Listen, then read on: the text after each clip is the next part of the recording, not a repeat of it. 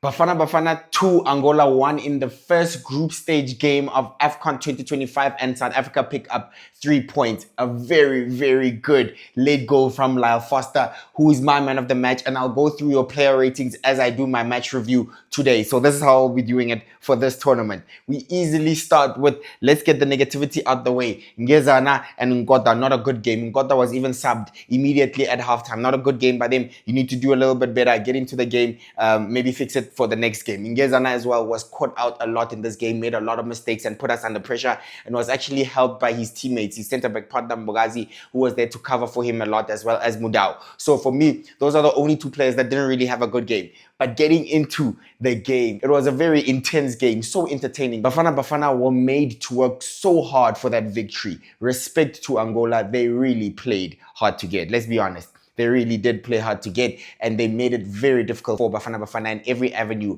And I would even say that they dominated the first half. Not completely dominated, because Bafana Bafana did take the lead. I think Bafana Bafana started well, but Angola were getting so many chances on the transition and also through set pieces, lots of free kicks, lots of corners. In the first half alone, they had 5 corners. South Africa had 0, and also 7 free kicks, and they were just whipping balls into the box. And I think that's where they tried to hurt us with the height. Very, very high crosses, long crosses into the box, especially from set pieces and corners, like I said. And they were very aggressive and very physical. And they tried to unsettle us by committing so many fouls. In the first half, we were not ready. There's lots of reasons why we could get into maybe why we were not up for it. But whatever Hugo's team talk was at halftime,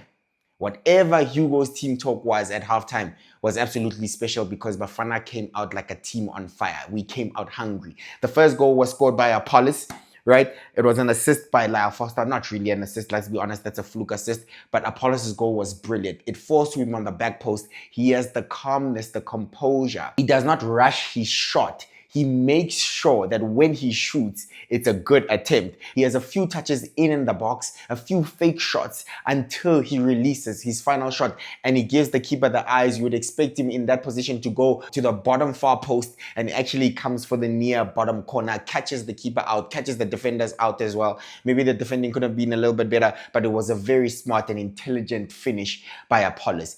Like I said before this game, he is a goal and an assist magnet. For some reason, he's always there when it comes to output for Bafana Bafana. You can always rely on him, and he'll be our main source of avenue of attack in this game. He had an excellent game. I've given him a rating of 7 because he also got the goal, and even his overall play was really nice. There's times where he dropped down. There's times where, again, he would drop deep in the 10 row and play killer passes to get us in behind Angola's defense. So excellent game by Apollos. You know, it wasn't his most vintage performance, and he was even subbed in the second half, but it was a good game nonetheless, and got an important early goal for us, right? So yeah, good goal there. And then the second goal, the winning goal, was scored by Lyle Foster. He is my man of the match. And I did say, will he deliver for Bafana Bafana? I said, now is the time. There's been a lot of pressure. He was playing excellently. I told you guys before the game that he is the full package. He was challenging for every aerial duel. Sometimes 2 defenders were on him. His hold-up play was exceptional. He was helping out in defense, in the box, on set pieces, like I said, getting crucial headers away. So his all-round game was really, really good. And his link-up play too.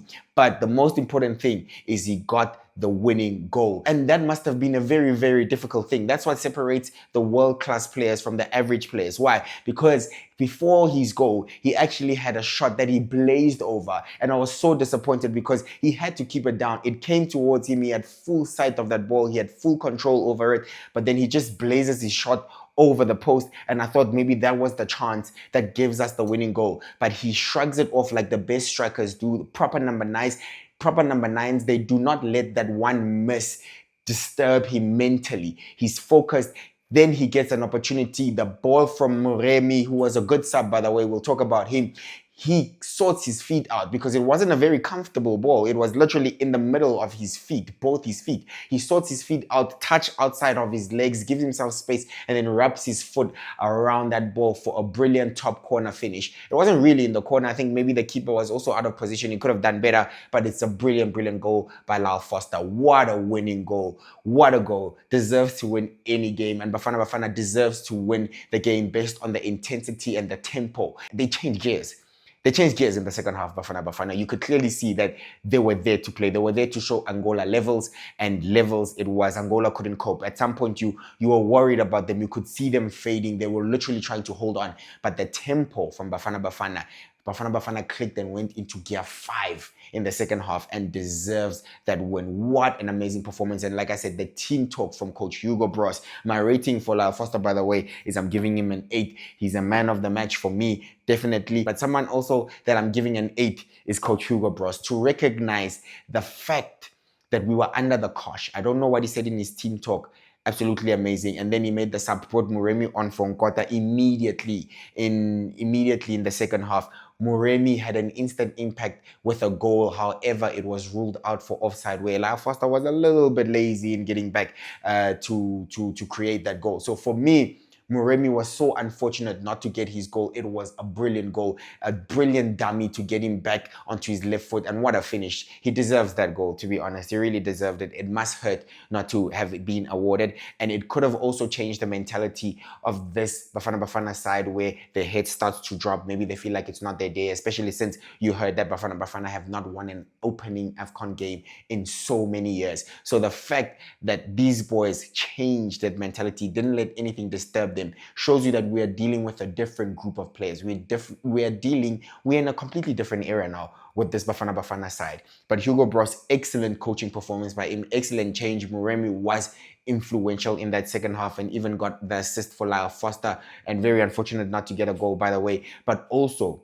I was sitting on my couch saying, Hugo Broos, make a change. 70th minute in, 75th minute in, make a change, make another one. We need to go get another goal. But he saw that the team was playing so well. He did not want to disturb the rhythm of the team and believed that the players who were currently on the field would still be able to deliver the winning goal even after 18 minutes. And that's what they did. And that's why I'm sitting on the couch, and that's why he's coach, because he knows exactly what to do. Excellent decision by him. Excellent performance by Coach Hugo Broos. This is a very, very good coach. He's very experienced. He's won Afcon before, right? So also he took Bafana Bafana to third place. He's very experienced. He knows his team now. And I just thought that's an excellent coaching performance by Coach Hugo Broos and his technical team. Another player that I want to highlight that had an excellent game is Sipombule. Wow.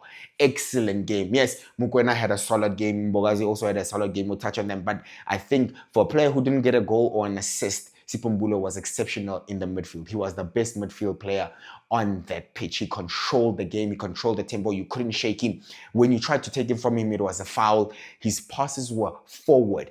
They were forward. They were taking the team forward, making the team tick. He was keeping it going. And even under pressure, he wasn't losing it. He'd take many touches when he wants to, and he'd play disguised, quick passes when needed to get Bafana Bafana moving forward. Absolutely amazing performance by Sipombule. His ball control was exceptional, and he's imperious. His physicality helps him. He doesn't also have a lot of pace, but you can tell that this is a guy that's playing on top of his game. He's playing on form. He's rewarding the faith that Hugo Broos has given him, the faith that Orlando Pirates have also shown him in order to get a call-up to the national team after impressive performances. But in this game, he was absolutely exceptional and the best midfielder on the field. Yeah.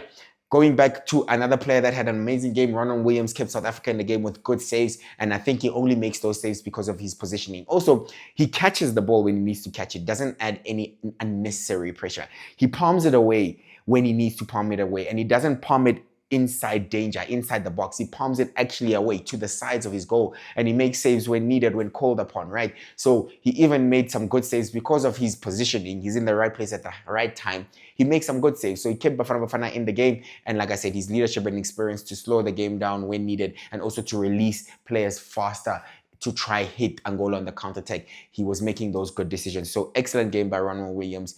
Deserves the clean sheet. Unfortunately, Angola did score a good goal. It was a good goal, to be fair.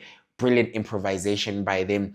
Maybe, like Foster could have been tighter to the near post, but you couldn't expect it that he was going to do that defender. So the goal scorer, you don't really expect that he's going to really improvise and score a goal like that. It's one of those weird ones. So I would say, I think South Africa are forgiven for conceding that type of goal, but excellent performance by Williams. Another player who was really exceptional is Mbogazi. Like I said, especially since I believe in Gezana did not have a good game, Mbogazi was doing a lot of covering. Yes, there's times where actually his distribution, his long balls, his diagonals were not very accurate. They were getting cut out a lot, but he grew into the game and obviously was pretty solid. It wasn't beaten a lot. Angola did get a lot of chances, so it wasn't the greatest defensive performance by South Africa as a team, but I do think he had a good game in Mbogazi, and he had that shot. He almost scored one of the goals of the tournament already. A long-range strike. He hit it well. He hit it true. It stayed hit. It just didn't dip enough on time. It hit the crossbar. That was going to be the goal of the day for sure.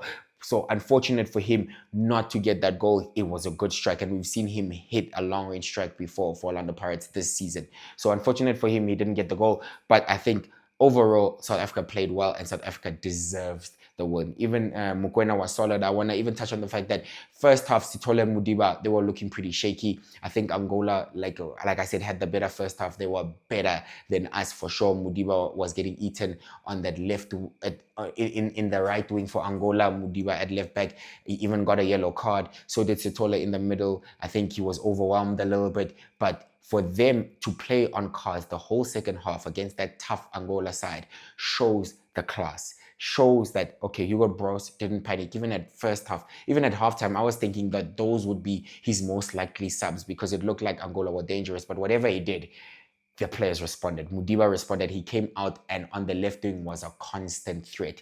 And remember, that's also where one of our goals came from. So Modiba going up and down on the left wing, I think was a good avenue of attack to sustain the pressure on Angola, and Sithole was class. I think after he'd settled, after the yellow card, he was complete class. He knew when to step in to intercept the balls at the right places at the right time, didn't force himself into too many tackles. So yeah, I think though, overall, it was a good game, as well as last person Mudau, who had a very solid game. Like I said, you can't beat him. You can't really beat him. Khuliso Mudau had another imperious performance. It's like, who's going to get the better of him at this stage? And even going forward, he was a little bit of a threat. Was it a penalty on Mudau? I think if you ignore the hand, I'm not complaining about the hand, right? So yes, if it was the hand, then no, it's not a penalty. I would agree with that. But I think it's a trip. If you're running at full pace and someone just trips you, even if it's accidental, it is an obstruction. If someone is running behind you or they come at you and their legs tangle, it's not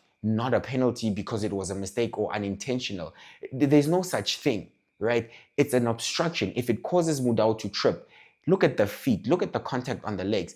I think that it's one of those where the ref, of course, would not see it because maybe it's a little bit tricky to see. VAR was not going to overturn it because it's not a clear and obvious error. But I think if the ref had given a penalty, VAR was also not going to overturn it. So VAR does not overturn it because it's not saying that, no, it's not a penalty. It does not overturn it because it's saying that it's not a clear and obvious error by the referee. So that one was difficult to see. But I would have said, if you look at the contact on the legs, if you're going at full pace, any trip is obstruction and should be a penalty. That's my opinion. You let me know what you think. But at the end of the day, Bafana Bafana get 3 important points to kick off the campaign. 3 points are important because as many points that you can get, you aim to top the group. You aim for a less challenging road up ahead by finishing first, right? So I think you do not get to play like the top team in the other groups. So it's seen as a little bit of an advantage. So very important win by Bafana Bafana. I was so impressed, and I was sitting on the couch with serious belief,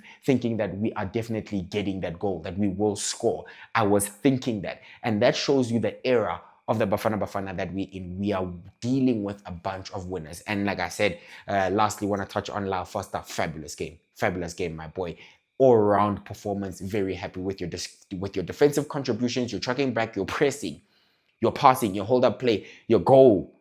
Don't really count that fluke assist, but the goal, quality stuff. What an amazing performance by Bafana Bafana. Amazing performance by Coach Hugo Bruce as well. Let me know what you think. Thank you so much for watching. I'll see you on the next one. Bye-bye. Hi guys, this is Ikumele Mbune. I'm with KG Dato. Catch him on YouTube channel.